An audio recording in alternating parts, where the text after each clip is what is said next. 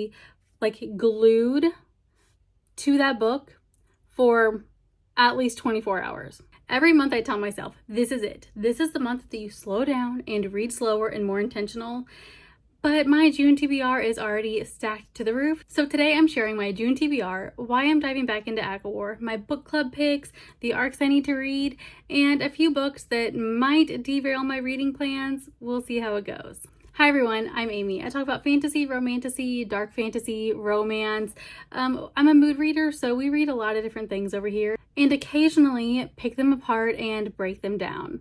June is looking like a really interesting reading month because it's a mix of rereads, book clubs, and arcs. Hopefully I'll get to some of the summer reads that I really want to read this year, but I've got a stack. I want to start with one of the biggest books on my TBR, and that is A Court of Wings and Ruin.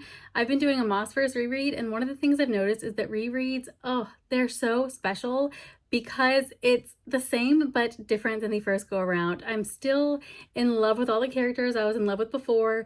My thoughts haven't really changed overall, but I am seeing so much more. The first time I read these books, I was focused on the relationships, the spice, finding out what was going to happen next. Now I'm paying more attention to the character decisions, the political dynamics, the foreshadowing, and some of the emotional moments are hitting me even harder, even though I know what's coming. Like, oh my gosh. Now I have went through and I have reread, passages of all of the books, but I haven't done a full reread until now. So it's fun being completely immersed back in the world. Next up, I have the Dragon Republic, and this is my book club pick for the month of June in the archives on Fable. That's my personal book club.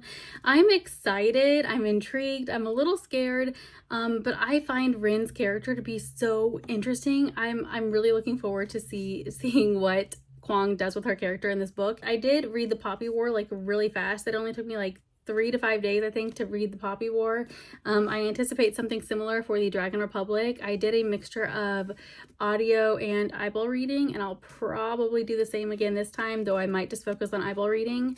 But I'm so excited. Again, I find Brynne's character to be so intriguing. I like the questions that Kuang is asking and exploring through Brynne's character. And I think I know the direction that things are going to go, but I'll just have to stay tuned and see for sure. You may or may not know that I co-host a podcast with my book besties. We are A Court of Cortisol and Chaos, or ACOWAR, and we have a Fable book club called Read and Yap with ACOWAR, and this month we'll be reading The Poisoned Daughter. I don't know a lot about this one. I'm going in pretty blind. I have been seeing it all over my FYP, but I've done one of those things where I give it a like and a share, and then I scroll because I don't want to be spoiled, but I am so excited. Sometimes I love to go into books blind.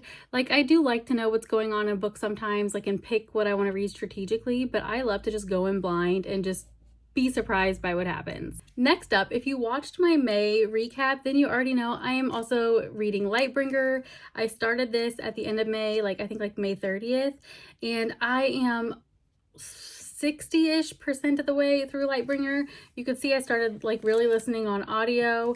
I keep telling myself I'm going to eyeball read these books because there's so much that I want to take note on, but I love the narrators, the narration for the Red Rising saga. It's so good. I just want to listen. So I probably will be, I'm definitely going to be rereading the Red Rising saga. I'm just not sure when or where that's going to fit in the chaos of a TBR that I have. But if you haven't started this saga yet, I'm sorry, I just have to plug it. I recommend it so much. It's so good. So yeah, I'll be finishing this one hopefully in a few days, so stay tuned for my review. Now, before I start diving into my arc reads for this month, we need to talk about Harvest Season, because Harvest Season by Brynne Weaver comes out, and you already know that I'm going to be glued to that book for at least 24 hours.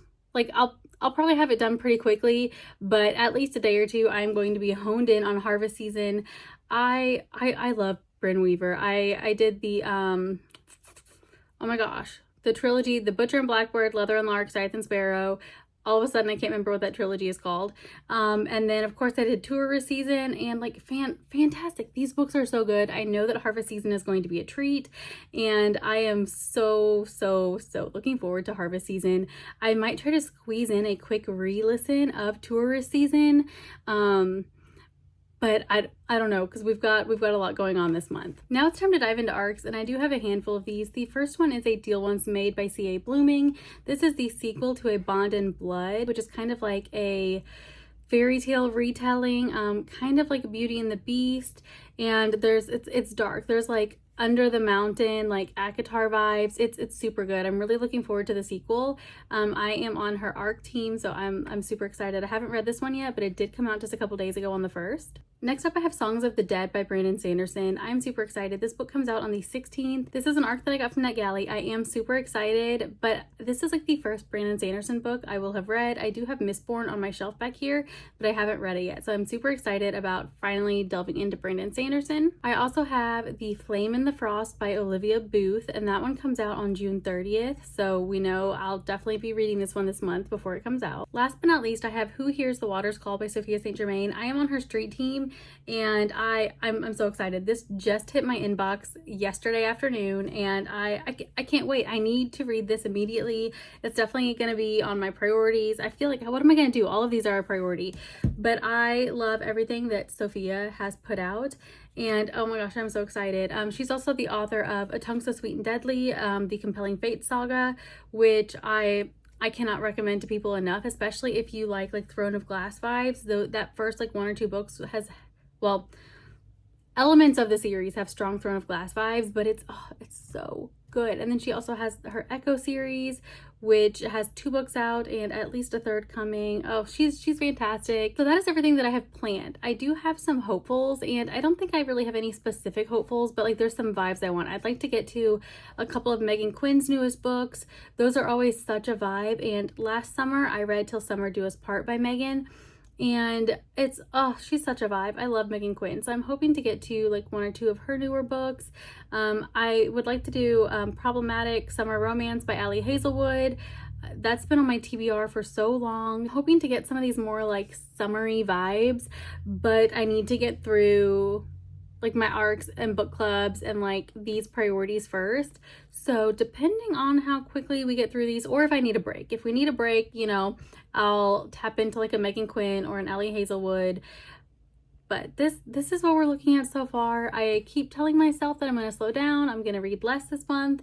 And my TBR is unstoppable.